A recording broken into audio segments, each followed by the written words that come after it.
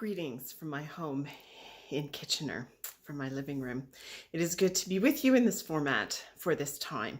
I'd like to give you an update on the leadership office and the work that we've been doing in these last little while. We have continued to resource congregations in their search and transition processes.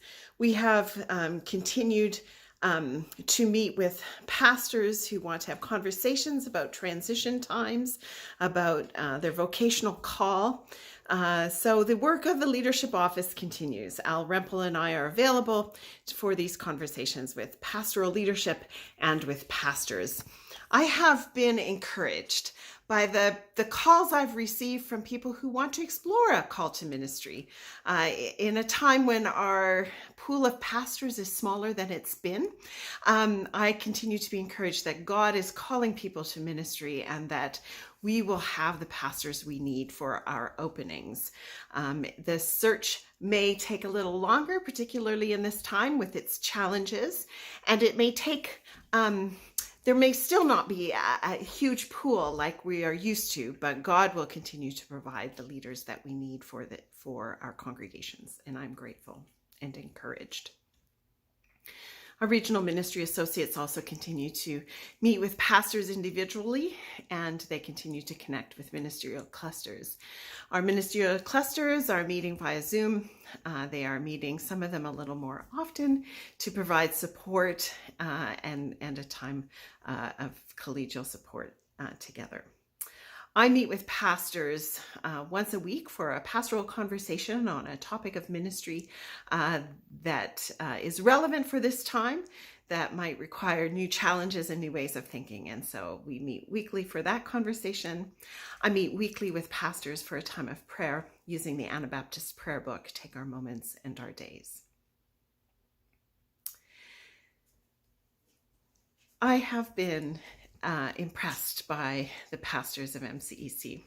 We talk about our heroes, and certainly frontline essential workers in this time of pandemic are the heroes of our world and deserve our gratitude and thanks for the work that they're doing. But for me in the church, it is our pastors who are my heroes.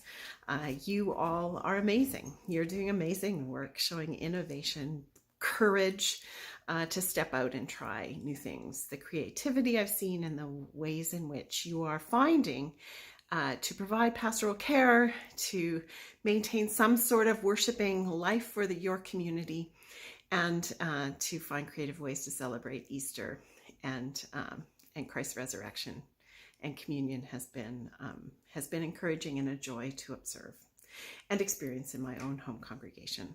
So thank you for your work. And if you haven't taken time to thank your pastor for the work that they're doing, please drop them an email, call them up and thank them for the work that they're doing and offer your appreciation.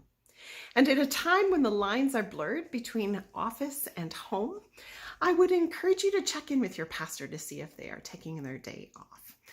How is that going for them? And to remind your congregation of the importance of that day off for pastors, a time for them to disconnect and renew themselves too, so that they can start the week again refreshed. So please encourage that. As Jesus met the fear and anxiety of the disciples in his risen form, speaking a word of peace to them, so Jesus comes to us in our time and stands in our midst and says, "Peace be with you." And so I offer you the peace of Christ, the risen one. May Christ's peace be abundant for you in this time.